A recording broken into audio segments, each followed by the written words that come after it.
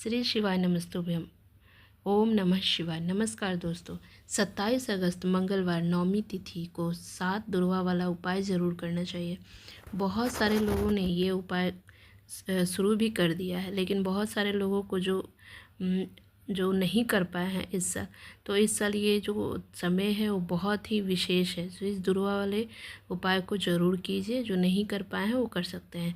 इस वीडियो में मैं आपको ये 27 अगस्त मंगलवार के दिन जो नवमी तिथि को इस 7 दुर्वा वाले जो उपाय है उसके बारे में डिटेल बताऊंगी।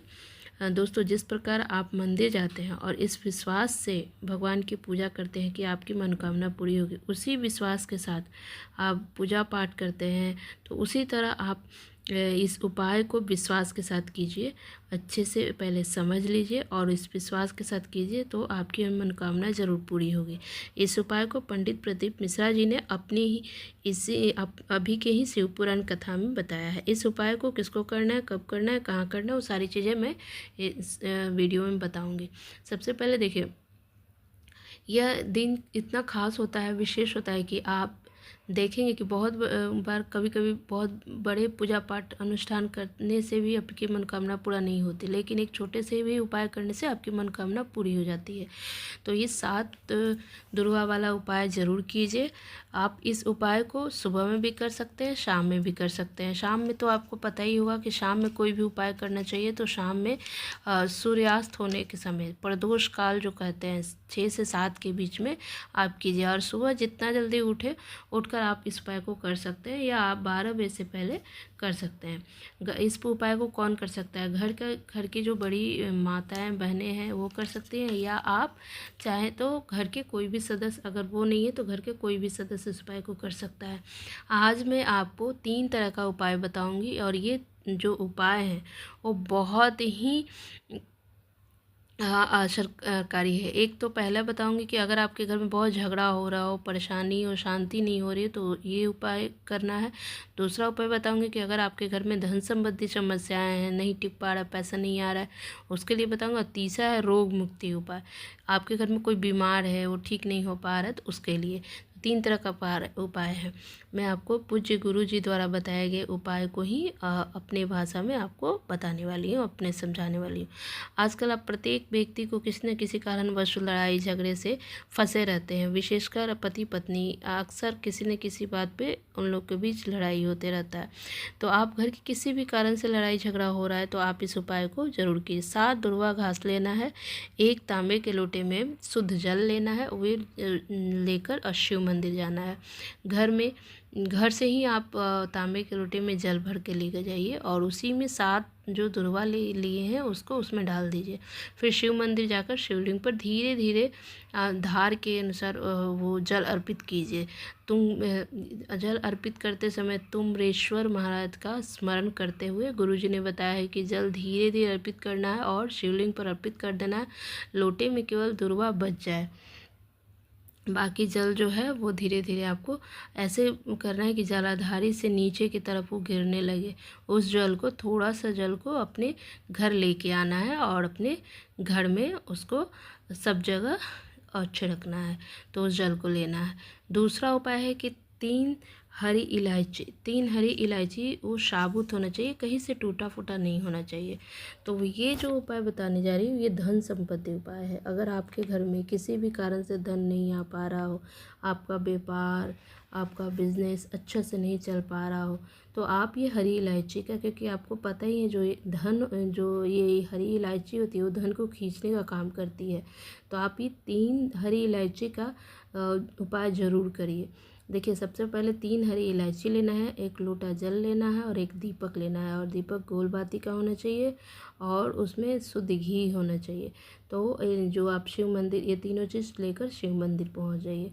वहाँ पे 1 इलायची जो है गणेश भगवान, जो आपको पता है शिवलिंग में गणेश भगवान का जो स्थान होता है वहाँ पे अर्पित करना है। दूसरी हरी इलायची को शिवलिंग पर अर्पित कर देना है, और थोड़ा सा जल जो है गणेश जी के स्थान पे अर्पित करना है, और थोड़ा जल शिवलिंग पर अर्पित करना है, और 11 बार मंत्र का जाप करना है। ओम नमः शिवाय, या ओम श्री शिवाय नमस्तुभ्यम का आप जाप कर सकते हैं, ठीक है। और तीसरी इलायची जो है वो एक दीपक जो आप लेकर गए हैं उसको प्रज्वलित करना है और उसी में वो डाल देना है और वो दीपक में ही डाल देना है। जैसे ही तीसरी इलायची दीपक के अंदर डालेंगे आपको एक मंत्र का स्मरण करना है, ओम महालक्ष्माय नमः, लक्ष्मी नमः, ओम महालक्ष्मी नमः। इस तरह से 11 बार जाप करना है।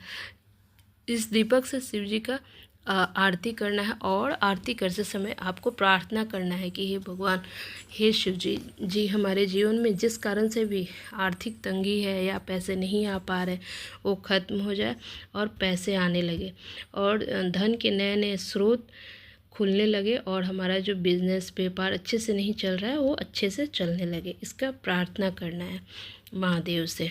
तो ये उपाय करने के बाद आपका धन संपत्ति समस्या जो है वो ख़त्म हो जाएगी। तीसरा उपाय है कि रोग बीमारी कोई घर में होता है ना कि बीमारी ठीक नहीं हो रहा है और परेशान है, रोग है, तो उसके लिए उसके मुक्ति के लिए ये उपाय करना है। एक खाली कटोरी लेना है, एक तांबे के पात्र में शुद्ध जल ले लेना है और 11 दुर्वा का बंडल बना कर लेना है, मतलब 11 दुर्वा ले लेना है और शहद लेना है। ये सारी सामग्री लेकर आपको शिव मंदिर जाना है।